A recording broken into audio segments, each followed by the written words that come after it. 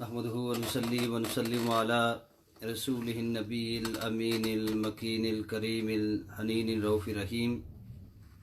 اما بعد فاعوذ بالله من الشیطان الرجیم بسم اللہ الرحمن الرحیم۔ انشاءاللہ العزیز آج کے خلاصہ تفسیر میں انشاءاللہ ہم پارہ نمبر 21 اس کے اندر جو چیزیں بیان ہوئی ہیں ان کو سمجھنے کی کوشش کریں گے مختصر، اور آج کے قرآن پاک کی تلاوت میں انشاءاللہ ہم پارہ نمبر 21 اور 20 جو 22واں پارہ ہے اس کا پہلا رکوع بھی سماعت کریں گے۔ ارشاد ربانی ہوتا ہے اتلو ما اوحی الیک من الکتاب، آپ تلاوت کیجئے اس کتاب کی جو وحی کی گئی ہے آپ کی طرف۔ یہ ارشاد ربانی ہوتا ہے پہلا حکم، یعنی یہ اس پارے میں 21ویں پارے میں کہ قرآن مجید فرقان حمید کی تلاوت کیجئے، ان آیات کی تلاوت کیجئے جو آپ پر وحی کی گئی ہے۔ واقیم الصلاۃ، اور نماز ادا کیجئے۔ ان الصلاۃ تنہا عن الفحشاء والمنکر، اور بے شک نماز بے حیائی اور بری باتوں سے روکتی ہے۔ وَلَذِكْرُ اللَّهِ اکبر، اور واقعتاً اللہ رب العزت کا ذکر بہت بڑا ہے۔ وَاللَّهُ يَعْلَمُ مَا تَصْنَعُونَ، اور اللہ تعالیٰ جانتا ہے جو تم کرتے ہو۔ یعنی ان آیات میں جو پہلی چیز حکم ہو رہی ہے وہ یہ ہے کہ اللہ رب العزت کی قرآن مجید فرقان حمید کی صورت میں نازل ہوئی ہیں، ان آیات کی تلاوت کی جائے، ان سے رہنمائی لی جائے، ان سے اپنی مردہ زندگیوں کے اندر ان کو دوبارہ زندہ کیجیے، ان کو جلا بخشیے اور رہنمائی دیجیے۔ اور یہ وہ مہینہ ہے، مقدس مہینہ، جس میں قرآن مجید فرقان حمید کا نزول بھی ہوا، اور آقا علیہ الصلوۃ والسلام خود کثرت کے ساتھ اس مہینہ میں قرآن مجید فرقان حمید کی تلاوت کرتے، اور جبریل امین حضور علیہ الصلوۃ والسلام کے ساتھ آ کر آپ کے ساتھ دور کرتے قرآن مجید فرقان حمید کا۔ حضور علیہ الصلوۃ والسلام پڑھتے تو جبریل امین سنتے، اور جبریل امین پڑھتے تو پھر آقا علیہ الصلوۃ والسلام سنتے۔ اور دوسرا حکم نماز کا ہے کہ نماز پڑھی جائے صحیح طریقے سے، اور بے شک جو نماز ہے بے حیائی، ایک ایک لفظ کے اوپر غور کریں تو ہمیں بہت سی چیزوں کا دین کے چیزوں کا ہمیں پتہ چلتا ہے، ہم کیا کیا اللہ سے مانگ رہے ہوتے ہیں، کن چیزوں کا عہد کر رہے ہوتے ہیں۔ ایاک نعبد و ایاک نستعین کہہ رہے ہوتے ہیں، مالک ہم تیری عبادت کرتے ہیں اور تجھی سے مدد مانگتے ہیں، اور دیگر اس طرح کی کتنی چیزیں ہیں جو ہم اللہ کی بارگاہ میں کھڑے ہو کر اس کے ساتھ ہم کلامی کر رہے ہوتے ہیں۔ تو اگر ہم صدق کے دل سے اس چیز کا احساس پیدا کر لیں کہ ہم اللہ کی بارگاہ میں کھڑے ہیں اور اس سے کلام کر رہے ہیں اور اسی سے مانگ رہے ہیں، اسی کی بارگاہ میں التجا کر رہے ہیں، تو ہمارا ایمان مزید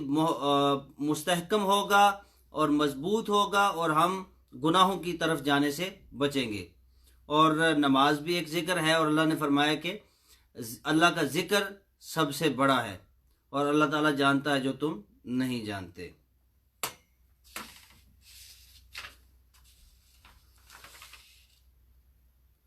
پھر آگے ذکر ہوا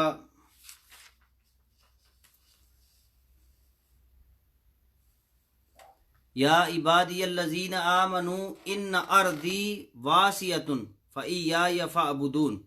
اے میرے بندے جو ایمان لائے ہو، میری زمین بڑی کشادہ ہے، سو میری ہی عبادت کیا کرو۔ یعنی اللہ رب العزت نے فرمایا جو میرے اوپر ایمان لائے ہو، میری زمین بہت کشادہ ہے، تمہارے لیے اس میں بہت سے خزائن ہیں، سو میری عبادت کیا کرو۔ کل نفس ذائقۃ الموت، ہر ایک کو موت کا ذائقہ چکھنا ہے، ہر ایک نے موت کی وادی سے گزرنا ہے۔ ثم الینا ترجعون، اور پھر ہماری طرف ہی لوٹائے جاؤ گے۔ اب یہ ارشاد ہو رہا ہے کہ انسان تجھے جو زندگی دی ہے اس میں غفلت نہ اختیار کر، بلکہ اس میں اپنے لیے آخرت کا سامان کے رستے کو اختیار کر۔ اور اس دنیا میں کوئی ایسا مذہب نہیں ہے، کوئی ایسا مسلک نہیں ہے، دنیا کا کوئی ایسا شخص نہیں ہے جو اس بات کا انکاری ہو کہ اس نے مرنا نہیں ہے۔ وہ مسلمان ہو، وہ یہودی ہو، عیسائی ہو، مجوسی ہو، ادیان سماویہ سے تعلق رکھنے والے، یعنی پیغمبرانہ جو دین تھے اللہ اور اس کے رسول لے کر آتے رہے ان کے ماننے والا ہو، یا دنیاوی ادیان جو ہیں बुद्ध मत है, जैन मत है, या हिंदू मत है, या सिख मत है, या इस तरह के जो मज़ाहिब हैं, मज़ाहिब बातिला हैं, कोई भी दीन इस बात की हकीकत को जुटलाने से कासर है कि किसी ने मरना नहीं है। यानी हर बंदे ने जो इस दुनिया में आया है उसने इस दुनिया से जाना है। वल्लज़ीना आमनू आमिलुस्सालिहाती, और जो लोग ईमान लाए और उन्होंने नेक अमल किए, लनुबव्विअन्नहुम मिनल जन्नति गुरफन तजरी मिन तहतिहा हल अनहारु खालिदीन फीहा नीमा अजरुल आमिलीन, तो उन्हें ठहराएंगे हम जन्नत के बाला खानों में। यानी जो लोग साहिब ईमान होंगे, ईमान लाएंगे और नेक अमल करेंगे, अल्लाह रब्बुल इज़्ज़त फरमाता है हम उन्हें जन्नत के बाला खानों में ठहराएंगे, और जिनके नीचे नहरें बह रही हैं, और वो वहाँ पे हमेशा हमेशा रहेंगे। और ये कितना ही बड़ा अजर है उन लोगों के लिए। अल्लज़ीना सबरू व अला रब्बिहिम यतवक्कलून, और जिन्होंने हर हाल में सब्र किया और सिर्फ अपने रब पर भरोसा किया,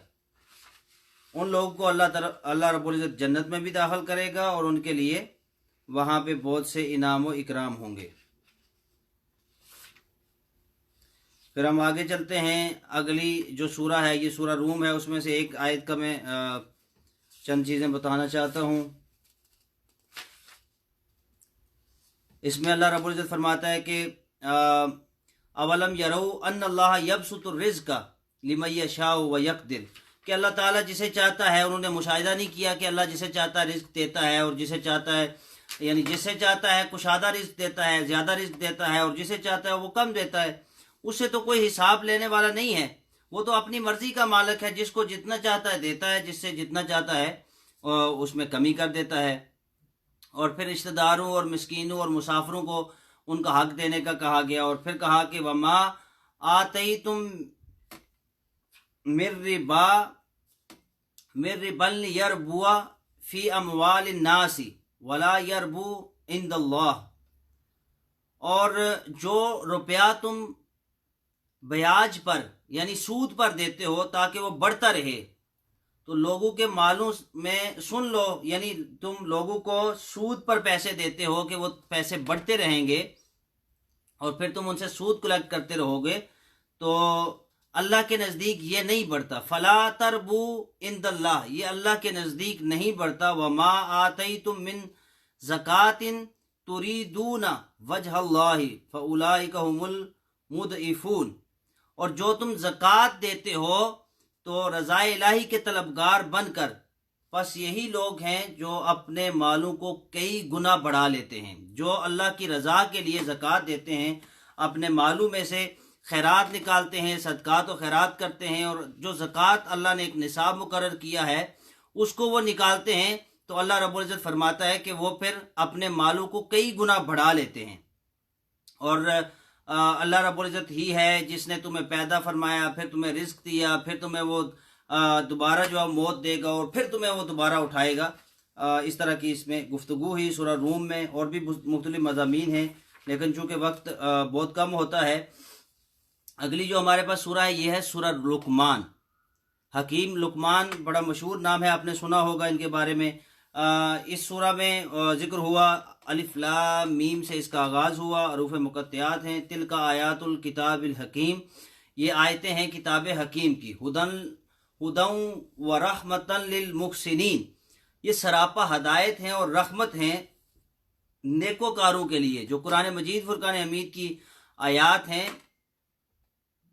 या कुरानी तालीमात या जो हमारा दीन है, ये सरापा हदायत और रहमत है, लेकिन किन लोगों के लिए? जो नेकोकार हैं, जो फितना व फसाद नहीं करते। अल्लज़ीना युकीमून सलाता, वो लोग जो सही सही नमाज अदा करते हैं, उनके लिए कुरान हदायत बनेगा। व युतून ज़कात, और ज़कात देते हैं। वहुम बिल आखिरती हुम युकिनून, और जो लोग आखिरत के दिन पर पुख्ता यकीन रखते हैं। उलाइका अला हुदम मिन रब्बिहिम व उलाइका हुमुल मुफ्लिहून, और ये लोग हैं कि अपने रब की तौफीक से यही लोग दोनों जहानों में कामरान हैं। जो लोग नमाज पढ़ते हैं, ज़कात देते हैं, और अल्लाह की ज़ात पर तवक्कल करते हैं, यकीन रखते हैं, यौम आखिरत पर यकीन रखते हैं, और यही लोग अल्लाह की तौफीक से हदायत पर हैं, और यही लोग कामयाब और कामरान होंगे। और फिर फरमाया कि कई लोग ऐसे हैं जो व्यापार करते हैं, مقصد حیات سے غافل کر دینے والی باتوں کا، یعنی وہ لا یعنی باتیں کرتے ہیں اور وہ پلاننگ کرتے ہیں اس طرح کی کہ آپ اللہ سے غافل ہو جائیں، اور دنیا کے مال کی باتیں کرتے ہیں، بزنسز کی بات کرتے ہیں، اور وہ لوگ جو مذاق اڑاتے ہیں لوگوں کا، اور اس طرح کے جو اوچھے ہتھ کنڈے اختیار کرتے ہیں لوگ اور اللہ سے غافل کرتے ہیں انہیں، تو ان کے بارے میں فرمایا کہ وہ مقصد حیات سے تمہیں غافل کرتے ہیں، اور ایسے لوگ کے لیے جو ہے وہ دردناک عذاب بھی اللہ رب العزت نے متعین کر رکھا ہے۔ پھر آگے ہم چلتے ہیں کہ جناب لقمان علیہ السلام، جن کو اللہ نے بڑی حکمت عطا فرمائی، فرمایا وَلَقَدْ آتَيْنَا لقمان الحکمہ، اور ہم نے عنایت فرمائی لقمان علیہ السلام کو حکمت۔ ان کے بارے میں اختلاف ہے کہ یہ اللہ کے ولی تھے، بعض نے کہا یہ نبی تھے، بہرحال یہ ایک یہاں پہ ذکر ہوا، یہ بنی اسرائیل میں ایک بہت نیک اور صالح انسان تھے۔ انشکر للہ، اور انہیں فرمایا کہ اللہ کا شکر ادا کرو، وَمَن يَشْكُرْ فَإِنَّمَا يَشْكُرُ لِنَفْسِهِ، اور جو کوئی شکر ادا کرتا ہے اللہ کا تو وہ اپنے نفس کے لیے کرتا ہے، اپنی ذات کے فائدے کے لیے کرتا ہے۔ وَمَن كَفَرَ فَإِنَّ اللَّهَ غَنِيٌّ حَمِيدٌ، اور جو کوئی کفران نعمت کرتا ہے، اللہ کی نعمتوں کو جھٹلاتا ہے، تو بے شک اللہ تعالیٰ غنی ہے، حمید ہے، اسے کسی کے جھٹلانے کی کوئی اس پر کوئی فرق نہیں پڑے گا، نہ اسے کوئی نقصان پہنچے گا۔ وَإِذْ قَالَ لُقْمَانُ لِابْنِهِ، اور لقمان علیہ السلام نے اپنے بیٹے کو چند نصیحتیں کی، وقت کے پیش نظر میں ان کو گن دیتا ہوں یہاں پہ۔ ایک تو یہ نصیحت کی کہ بیٹا اللہ کے ساتھ کسی کو شریک نہ ٹھہرانا، پھر اللہ تعالیٰ ہر چھوٹی اور بڑی چیز کو جو ہے وہ جانتا ہے، اور ہر چھوٹی اور بڑی چیز اور ہر عمل قیامت کے دن اس کے سامنے لایا جائے گا، اسے وہ چھپا ہوا نہیں رہے گا۔ پھر ان کو نماز کی، حکیم لقمان اپنے بیٹے کو نماز کی تلقین کرتے ہیں، امر بالمعروف یعنی نیکی کا حکم کرنے اور برائی سے روکنے کی تلقین کرتے ہیں، اور پھر آزمائش میں صبر، یعنی اللہ کی طرف سے کوئی آزمائش آ جائے، کوئی مشکل پیش آئے تو اس پر صبر کرنے کی تلقین کرتے ہیں، اور عاجزی اختیار کرنے کی تلقین کرتے ہیں، اور پھر تکبر سے بچنے کی وہ تلقین کرتے ہیں، اور پھر انہیں وہ کہتے ہیں کہ معتدل چلو، یعنی زمین پر اکڑ کر نہ چلو، کیونکہ یہ مغرور لوگوں کا طریقہ ہے۔ اگر اللہ نے تمہیں 2-4 پیسے دے دیے ہیں تو اس کے گھمنڈ اور تکبر میں تم اتنے آگے نہ بڑھو کہ جن کے پاس دولت اور پیسہ نہیں ہے، یا جاب لیس ہیں، یا وہ کم کماتے ہیں، تو تم انہیں حقیر سمجھنا شروع کر دو اور کہو کہ یہ تو نکمے لوگ ہیں، ان کے پاس کوئی بزنس آئیڈیا نہیں ہے، بیوقوف لوگ ہیں، تو ان کو بیوقوف نہ سمجھو۔ تمہیں جو حکمت دی ہے، یا تمہیں جو علم دیا ہے، یا تمہیں جو مال عطا کیا ہے، یہ بھی اللہ نے عطا کیا ہے، تم اس کی کوئی طاقت نہیں رکھتے، اس پر اللہ کا شکر ادا کرو، اس پر گمنڈ، تکبر اور غرور کا جو ہے وہ رستہ نہ اختیار کرو، اور معتدل رہو۔ پھر کہا کہ مناسب آواز میں بات کرو۔ اس کے بعد سورہ سجدہ ہے، سورہ سجدہ میں بھی اس کتاب کا ذکر ہوا، اور اس میں یہ ذکر ہوا کہ وہ لوگ کہتے تھے کہ قرآن مجید فرقان حمید کو معاذ اللہ حضور اسلام نے گڑھ لیا ہے، تو ان کو کہا گیا کہ ایسی کوئی یہ تم جھوٹ بولتے ہو، میرے حبیب پر جھوٹ باندھتے ہو، یہ اللہ کا کلام ہے، انہیں سمجھنے کی ضرورت ہے۔ اور پھر اس کے بعد ہم دیکھتے ہیں کہ اس پارہ کے آخر میں ہی جو 21واں پارہ ہے، اسی میں ہی ذکر ہوا لَقَدْ كَانَ لَكُمْ فِي رَسُولِ اللَّهِ أُسْوَةٌ حَسَنَةٌ،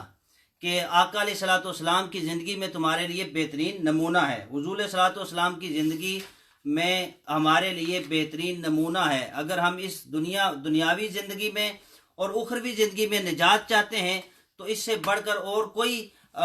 رستہ نہیں ہے کہ جس پر چل کر ہم اللہ کے قرب کو حاصل کر سکیں۔ وہ فقط ایک ہی رستہ ہے، وہ رستہ حضور علیہ الصلوۃ والسلام کا رستہ ہے، کہ حضور کی سیرت کو، آپ کی سنت کو، آپ کے کردار کو، آپ کے عمل کو جب تک ہم اپنی زندگی میں اپناتے نہیں ہیں، تب تک ہم اس دنیا میں، نہ صرف اس دنیا میں بلکہ اخری دنیا میں، کسی بھی دنیا میں ہم کامیاب نہیں ہو سکتے۔ آخر میں آج کے دن جو ہے وہ مولا کائنات سیدنا علی المرتضیٰ رضی اللہ تعالیٰ عنہ آپ کی شہادت کا دن ہے، یہ 21 رمضان۔ اللہ رب العزت سے دعا ہے کہ مولا کائنات سیدنا علی مرتضیٰ رضی اللہ تعالیٰ عنہ، اور پھر اسی ماہ میں 17 رمضان کو